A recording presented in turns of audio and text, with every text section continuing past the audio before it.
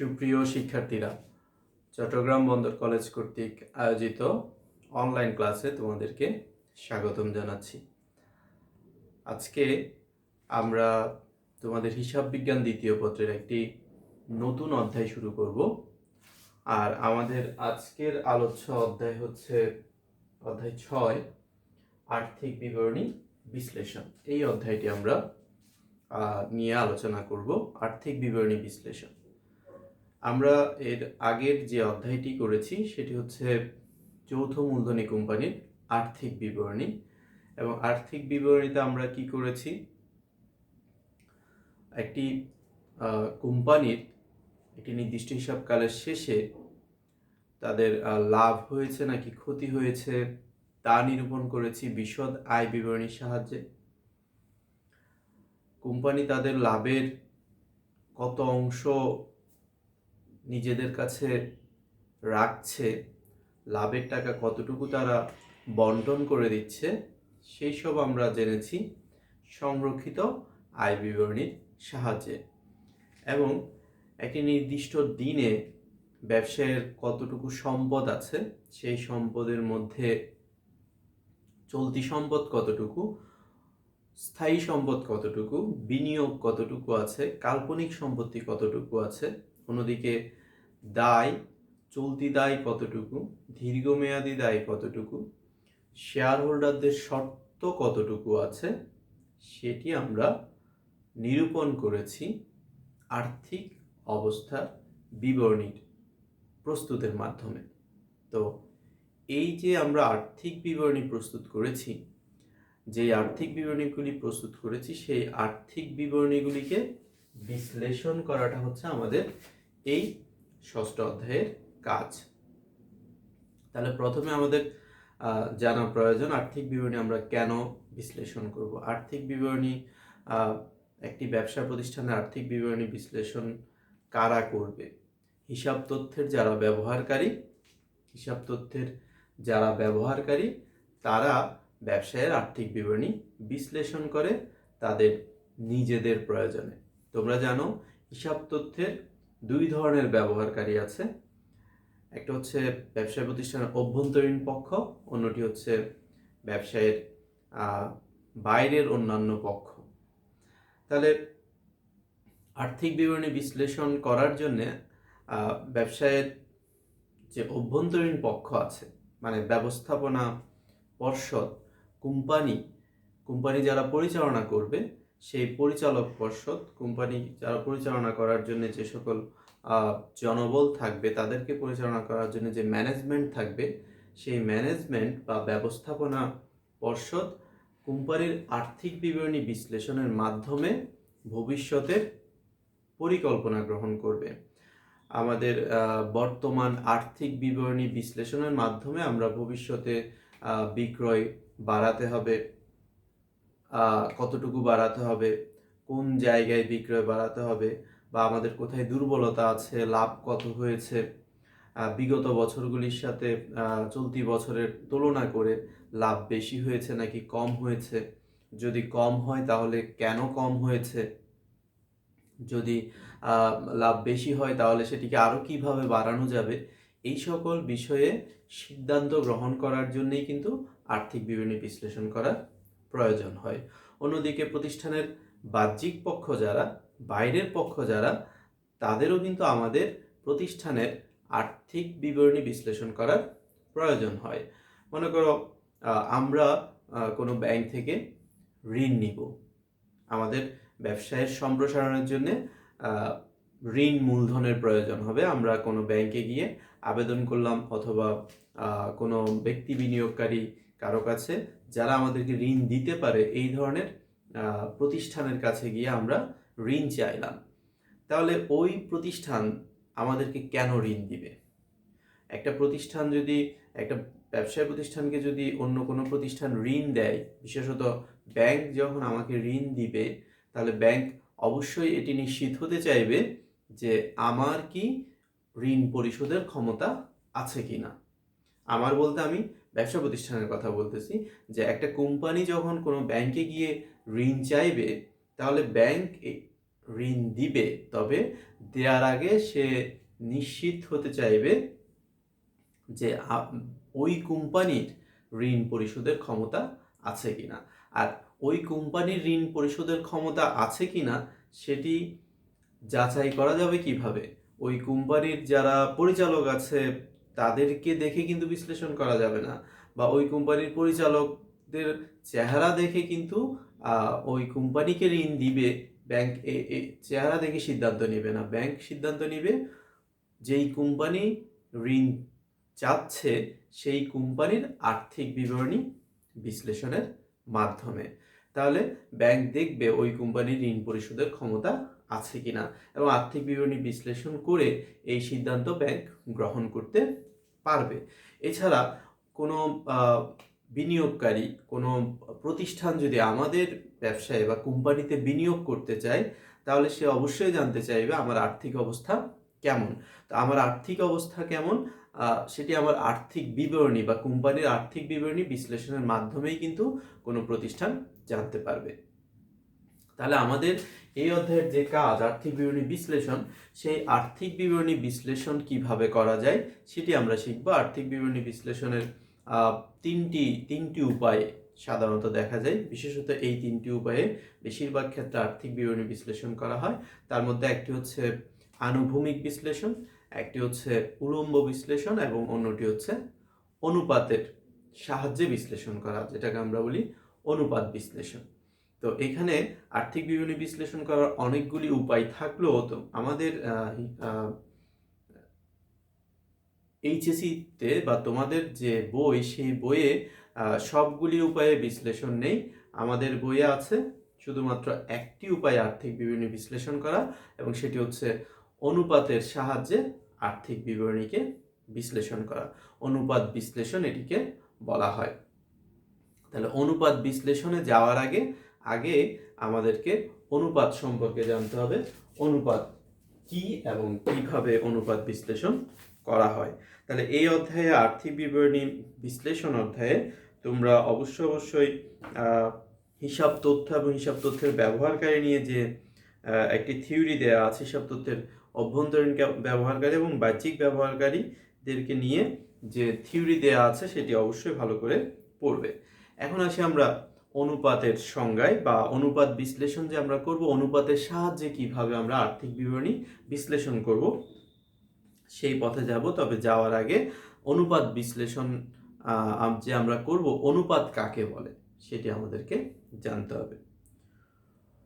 অনুপাত বলতে ভাগফল বা নির্দেশক সংখ্যার কথা বোঝায়। অনুপাত আমরা যদি বইয়ের মতো করে বলি, অনুপাত বলতে ভাগফল বা নির্দেশক সংখ্যা বোঝায়, অর্থাৎ বিভিন্ন সংখ্যাবাচক বিষয়ের মধ্যে পারস্পরিক সম্পর্কই হলো অনুপাত। অনুপাত এমন একটি সংখ্যা যাকে অন্য পক্ষে প্রকাশ করা হয়। একটি সঙ্গে অন্য একটি সংখ্যার গাণিতিক সম্পর্ক প্রকাশ করার অর্থই হলো অনুপাত। এটি নিজে একটি সংখ্যা হলো এটি দ্বারা দুটি বিষয়ের মধ্যে একটি অপরটির কত গুণ তা বোঝা যায়। তাহলে দুটি বিষয়ের মধ্যে আসলে সম্পর্ক প্রকাশ করার মাধ্যম হচ্ছে অনুপাত। দুটি সংখ্যার মধ্যে সম্পর্ক প্রকাশ করার মাধ্যম হচ্ছে অনুপাত। যেমন এরকম যদি বলা হয় একটি ক্লাসের ছাত্রছাত্রী হচ্ছে 30 জন, এবং প্রতি 30 জন ছাত্রছাত্রীর জন্য একজন শিক্ষক। তাহলে এখন যদি বলা হয় ছাত্রর সাথে শিক্ষকের অনুপাত কত, দেখো 30 জনের জন্য একজন, তাহলে অনুপাত হচ্ছে ছাত্র শিক্ষক অনুপাত হচ্ছে 30:1। যদি এরকম বলা হয় একটি ক্লাসে 30 জন ছাত্র আছে, তাদের এই 30 জনের জন্য শিক্ষক হচ্ছেন একজন, তাহলে ছাত্র শিক্ষক অনুপাত কত, সেটা হচ্ছে 30:1। তাহলে দেখো ছাত্র এবং শিক্ষকের মধ্যে যে সম্পর্ক প্রকাশ করা হচ্ছে সেটা কিসের সাহায্যে, অনুপাতের সাহায্যে। তাহলে দুটি সংখ্যার মধ্যে একটা সম্পর্ক প্রকাশ করা হয় অনুপাতের সাহায্যে। অতএব সম্পর্কযুক্ত যে কোনো দুটি বিষয়ের সংখ্যাত্মক প্রকাশকে অনুপাত বলা হয়। অনুপাত সম্পর্কে আরো বিভিন্ন সংজ্ঞা আছে, তোমরা সেটি পড়বা।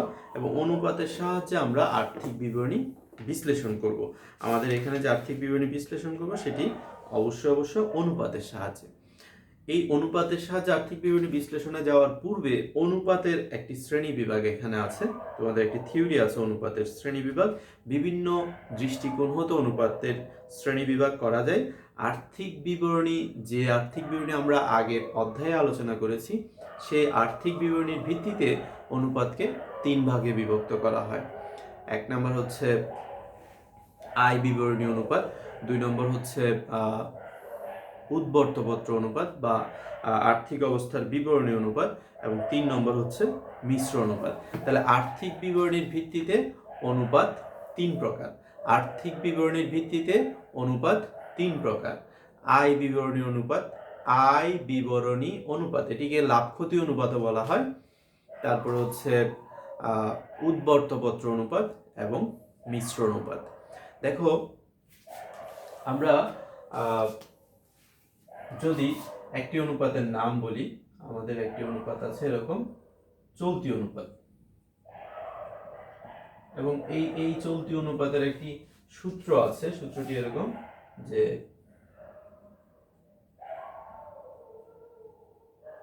চলতি সম্পত্তি ভাগ চলতি দায়। চলতি সম্পত্তি ভাগ চলতি দায়, এরকম একটি অনুপাত আছে আমাদের মোট লাভ অনুপাত।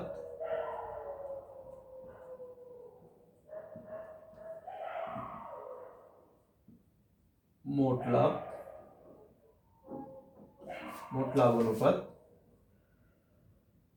মোট লাভ ভাগ বিক্রয়, নিট বিক্রয় গুণ 100। আবার আমাদের একটি অনুপাত আছে, মনে করো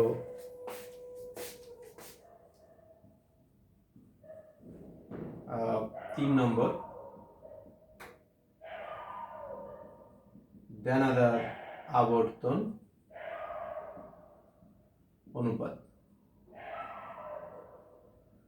এই দেনাদার আবর্তন অনুপাতের সূত্র হচ্ছে এরকম,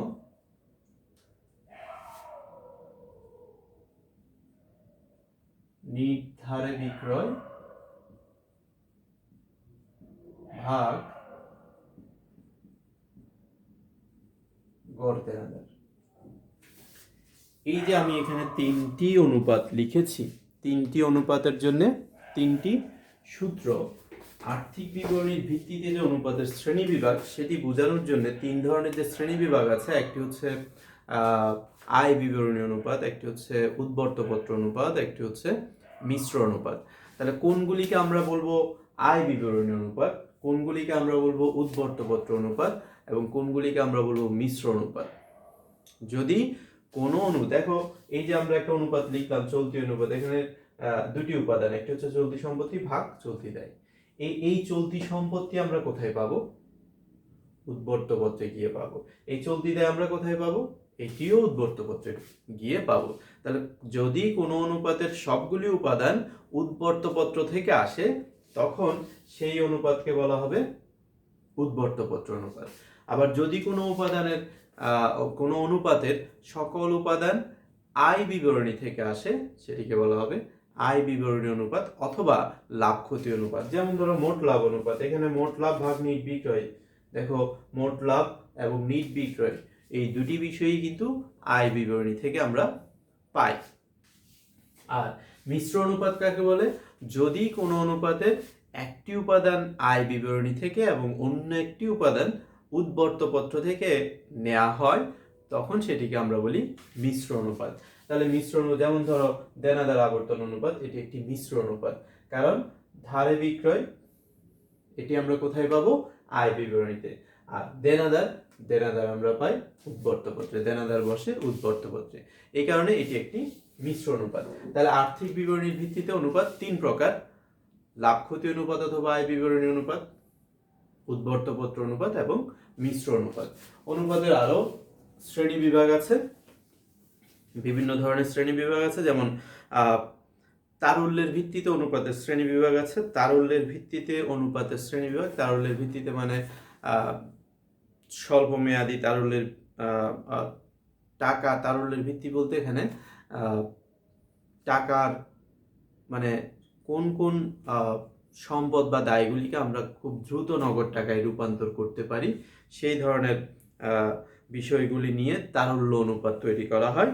তারপরে আছে মূলধন কাঠামো বা লিভারেজের ভিত্তিতে অনুপাত, তারপরে আছে উপার্জন ক্ষমতা অনুপাত, এবং আরও আছে দক্ষতা আবর্তন বা কার্যকলাপ সম্পর্কিত অনুপাত। এই যে অনুপাতের শ্রেণী বিভাগ, এটি আমাদের জানা থাকতে হবে যে কোনগুলি তারল্য অনুপাত, কোনগুলি মূলধন কাঠামো অনুপাত, কোনগুলি উপার্জন ক্ষমতা অনুপাত, কোনগুলি দক্ষতা বা আবর্তন বা কার্যকলাপ সম্পর্কিত অনুপাত। কারণ কোনগুলি তারল্য অনুপাত সেটি যদি আমাদের জানা না থাকে, অনেক সময় পরীক্ষার প্রশ্নে বলবে যে দুটি তারল্য অনুপাত নির্ণয় করো। এখন কোনগুলি তারল্য অনুপাত তা যদি আমরা না জানি, তাহলে দুটি তারল্য অনুপাত নির্ণয় করা আমাদের পক্ষে কখনোই সম্ভব নয়। দক্ষতা বা আবর্তন অনুপাত যদি বলা হয় দুটি আবর্তন অনুপাত নির্ণয় করো, তাহলে কিন্তু আমরা কোনগুলি আবর্তন অনুপাত তা যদি না জানি, তাহলে আবর্তন অনুপাত করা যাবে না।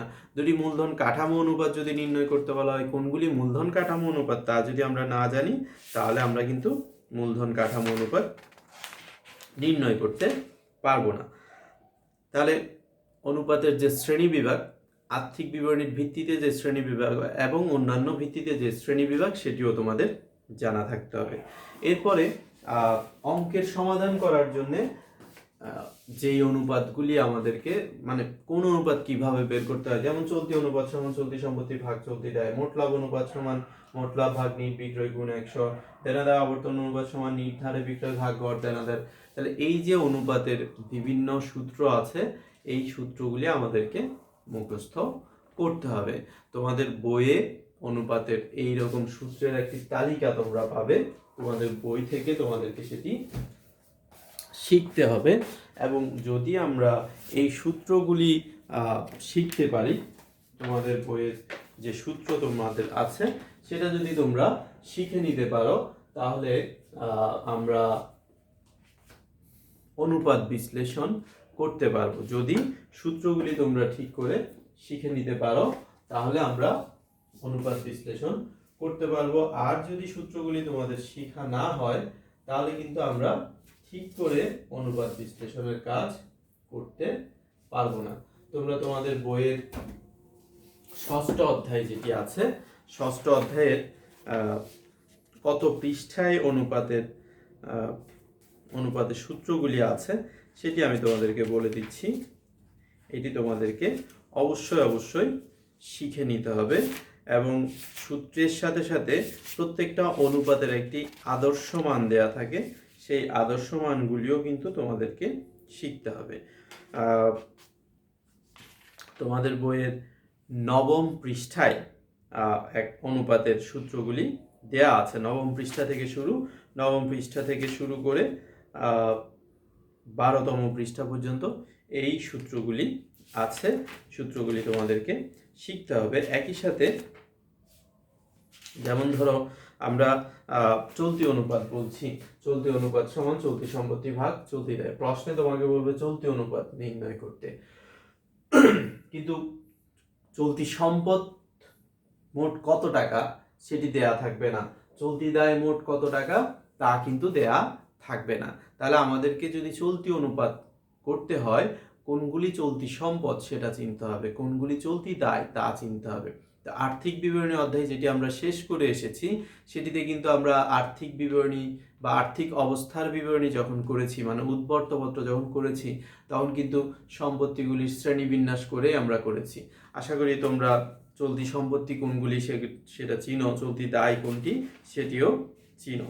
তারপরেও যদি তোমাদের এটা চেনা নিয়ে সমস্যা হয়, তাহলে আগের অধ্যায়ে চলতি সম্পত্তি, এর আগের অধ্যায়ে পঞ্চম অধ্যায়ের যে উদ্বর্তপত্রের ছক তোমরা দেখেছ, সেই ছকে কিন্তু কোনটা চলতি সম্পদ কোনটা চলতি দায় সেই সম্পর্কে বিস্তারিত আলোচনা করা আছে বা কোনটা কিভাবে বের করতে হবে এটি তোমাদের এই বইও আছে। 12 নম্বর পৃষ্ঠায় অনুপাত সম্পর্কিত বিভিন্ন বিষয়ের আলোচনায় উল্লেখ করা আছে।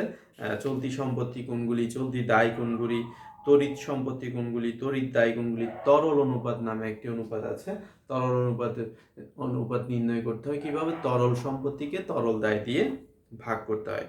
তাহলে এই যে সূত্রগুলি আছে সেই সূত্রগুলি তোমাদেরকে শিখতে হবে যদি পরীক্ষায় পারতে হয়, এবং একই সাথে সূত্রের যে আদর্শ মানগুলি দেয়া আছে, যেমন দেখো চলতি অনুপাত সমান চলতি সম্পদ ভাগ চলতি দায়, এটা উদ্দেশ্য বা ব্যবহার কখন ব্যবহার করা হয়, ব্যবসায়ের স্বল্পমেয়াদী ঋণ পরিশোধের ক্ষমতা সম্পর্কে জানা যায়। চলতি অনুপাতের সাহায্যে ব্যবসায়ের স্বল্পমেয়াদী ঋণ পরিশোধের ক্ষমতা সম্পর্কে জানা যায়। এটির আদর্শ মান হচ্ছে 2:1। ঠিক একইভাবে তারপরে পৃষ্ঠায় 10 পৃষ্ঠায় দ্রুত